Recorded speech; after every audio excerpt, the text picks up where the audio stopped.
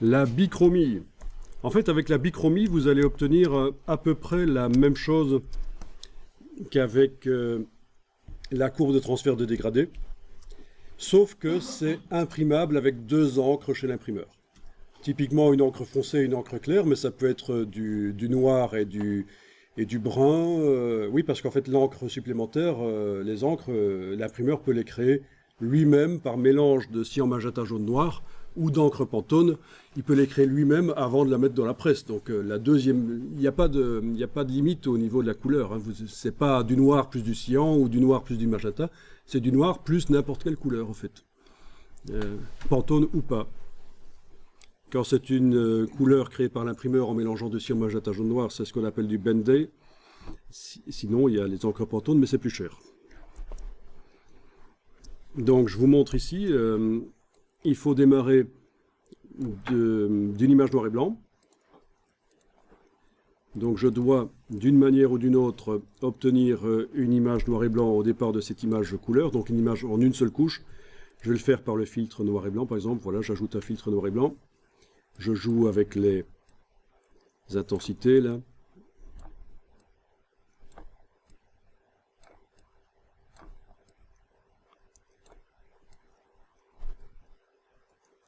Voilà, on va dire que ça, c'est bien pour moi. Je fais image mode niveau de gris.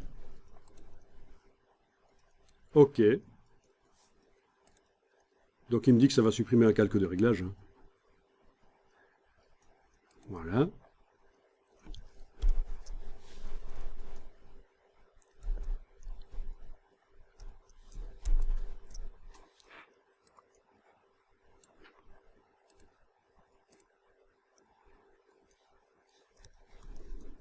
Ok, quand je convertis en niveau de gris, il ne me donne pas le même résultat en fait.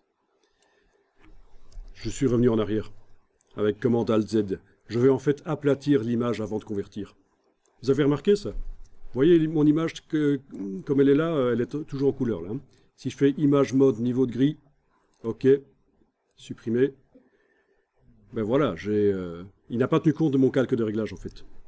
Je fais commande Alt-Z pour aller en arrière. Et avant de convertir au niveau de gris, je vais aplatir les calques ici. Menu calque, aplatir. Voilà. Il n'y a plus de calque de réglage. Les pixels d'en dessous ont réellement été modifiés. Ils ne sont plus en couleur.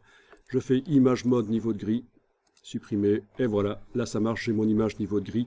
Une seule couche. Donc, c'est vicieux. Hein. C'est vicieux quand même. Il faut quand même comprendre comment Photoshop fonctionne. Et être attentif.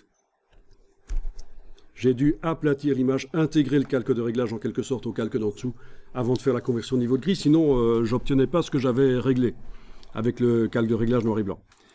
Bon, quoi qu'il en soit, voilà, dans la palette des couches, j'ai maintenant une seule couche et je vais pouvoir régler la bichromie.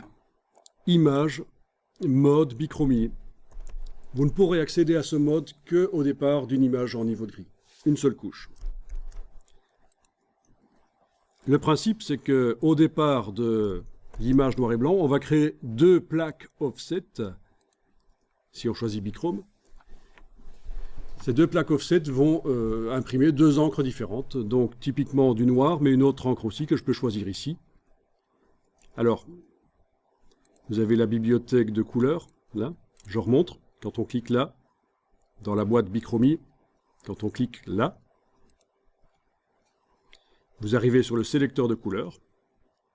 Vous avez bibliothèque de couleurs, c'est les bibliothèques, notamment les Pantone. L'imprimeur vous dira de quel Pantone il peut disposer. On va choisir quand même une Pantone claire ici, un peu ce saumon, le 1565C. C, ça veut dire que c'est sur du papier coated, couché, c'est-à-dire du papier pelliculé qui ne boit pas beaucoup l'encre. Si vous allez utiliser du papier graineux, qui peut être très bien pour faire des cartes d'invitation ou des publications classieuses, ce sera uncoated, du papier graineux qui va boire l'encre. Au niveau du rendu des photos, ce sera moins bon, mais au niveau du toucher du papier, ce sera génial. Ça, l'imprimeur est votre ami. Hein. L'imprimeur est votre ami, et vraiment il faut discuter avec lui. Alors il faut savoir que les imprimeurs sont des... Ça va vous faire rire ça, mais c'est des gens qui ont très mauvais caractère en général. Mais on peut les comprendre, hein. Il y a plusieurs raisons à ça. Ils ont des clients qui viennent avec n'importe quoi comme document sans leur en avoir parlé avant. Alors qu'en fait, quand on veut imprimer quelque chose, il faut aller chez l'imprimeur, discuter avec lui de ce que vous voulez faire, quel est votre projet.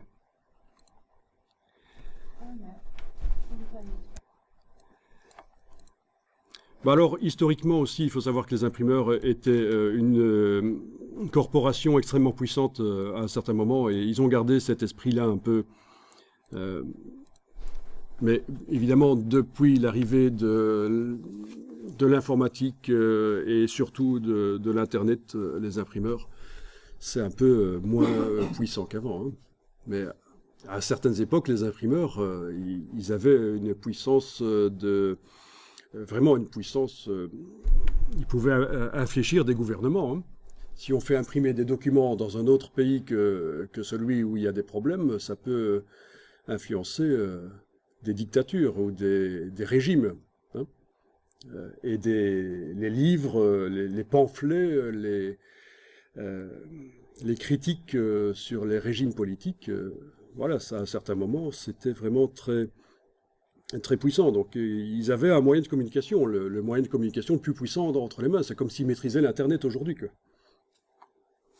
Mais évidemment, ce n'est plus le cas. Et donc le fait qu'à un certain moment, ils étaient très puissants, et ça, ils ont gardé un peu cet esprit-là, et ils sont un peu difficiles.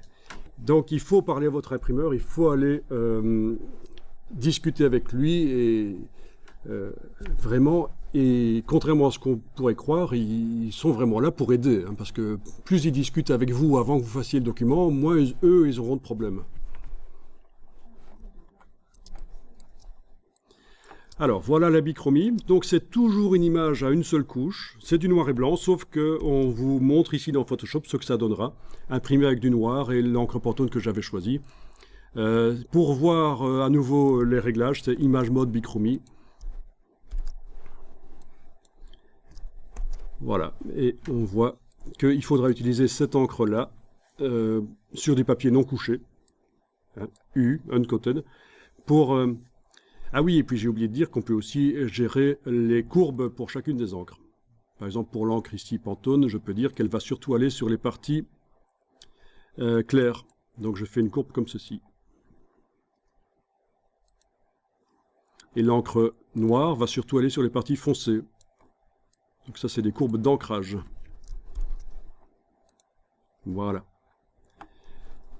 En plus de ça, vous pouvez bien sûr mettre un calque de réglage. Non, il va falloir éclaircir directement. Il n'y a pas de calque de réglage possible en bichromie. Si, on peut mettre un calque de réglage de type courbe pour corriger cette fois-ci l'image grise, les pixels. Ce qu'on a fait jusqu'à présent là, les encres noires et Pantone et les courbes, c'est juste gérer la manière dont les deux plaques offset vont être créées. Mais là, avec le réglage de courbe dans la palette des calques, j'influence réellement ce qui est à la source, l'image grise. L'image grise à la source. Voilà. Bon, typiquement, on utilise des couleurs en rapport avec le sujet. Ça, ce serait plutôt pour le domaine médical, en fait, ce genre de couleur, genre couleur blues de médecin. Évidemment, on va choisir une couleur en fonction de ce qu'on veut faire comme communication, quel est le public visé.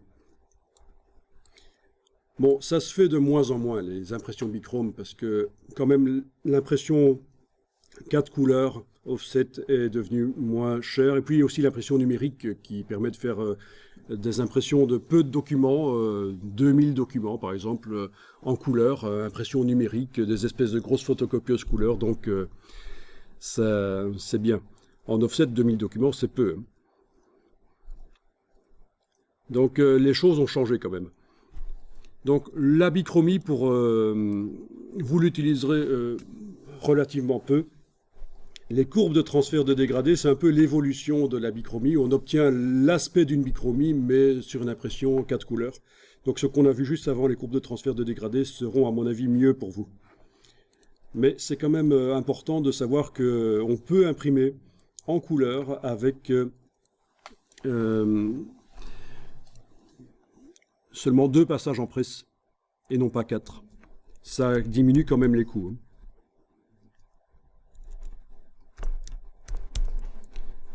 Oui, parce qu'il y a l'encre, moins d'encre utilisée, mais il faut aussi penser moins de plaques offset à créer. Et ça coûte créer une plaque offset.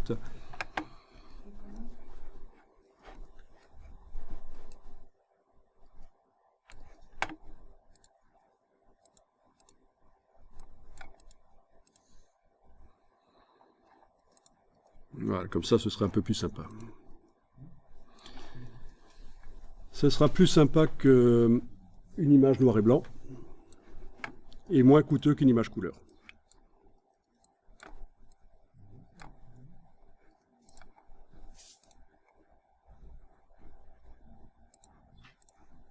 Ouais, je pense que comme ça, c'est pas mal.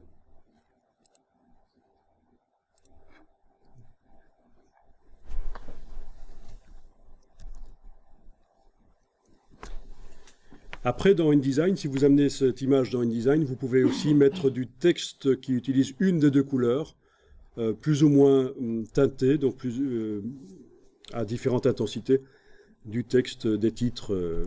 Donc vous pouvez avoir des photos bichrome dans un document, et puis aussi des graphiques et du texte fait dans InDesign dans l'une des 2 couleurs, voire même un mélange des 2 couleurs. Donc on peut encore multiplier l'effet, l'impression d'avoir un document couleur en main, alors qu'en réalité il n'y a que 2 couleurs vraiment, il n'y a que du noir et une couleur en fait. Vous voyez ce que je veux dire? Malheureusement, j'ai pas le temps de vous montrer tout ici, l'importation de l'image dans InDesign et faire un document bichrome dans InDesign. Mais vous avez des vidéos que je peux vous fournir qui vous expliquent ça en fait. Non, ici, si on l'importe telle quelle dans InDesign, elle devrait être repérée, oui. Si c'est pas le cas, il suffirait de l'ajouter dans le nuancier de InDesign, la Pantone, finalement, celle que j'ai utilisée, 142U. Mais écoute, on va faire le test rapidement. Je vais lancer InDesign et charger InDesign et voir la Pantone arriver dans le nuancier normalement. Même chose dans Illustrator, quand on fait un travail en Pantone dans Illustrator, normalement c'est récupéré par InDesign.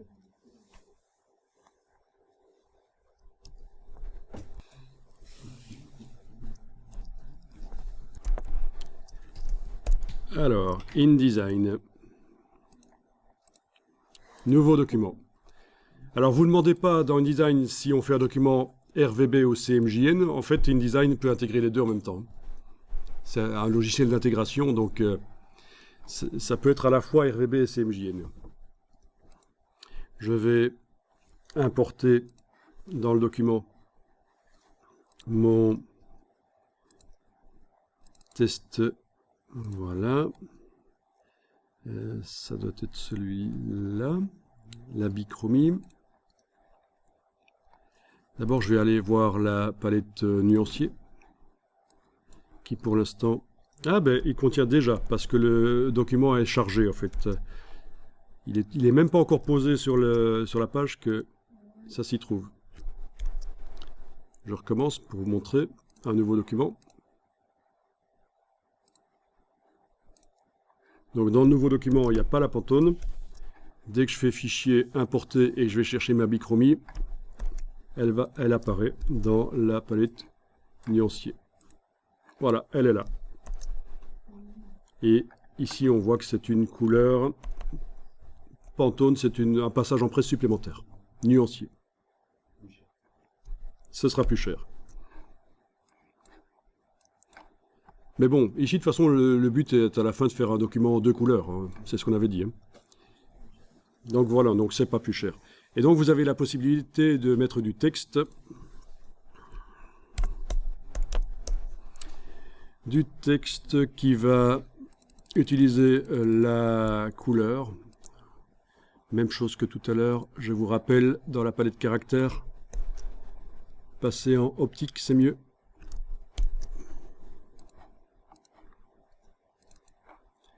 Du texte qui va avoir la couleur là, si on veut. Voilà. Et on pourrait aussi avoir du texte noir.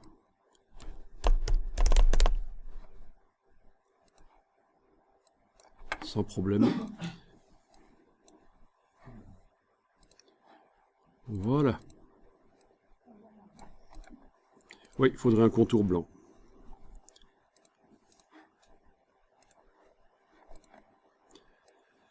Ok.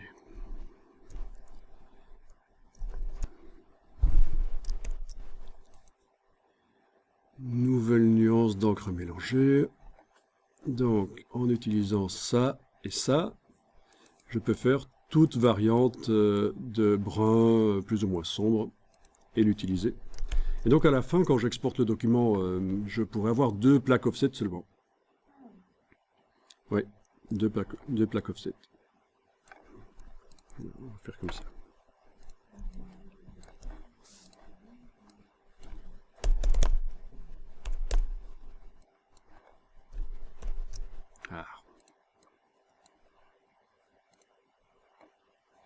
Et j'avais dit que c'était pour la... Voilà. Ok. Pour le fond. Voilà. Donc on peut faire tout un document avec seulement 2 encres et malgré tout avoir plein de variantes. Ok, c'est bon.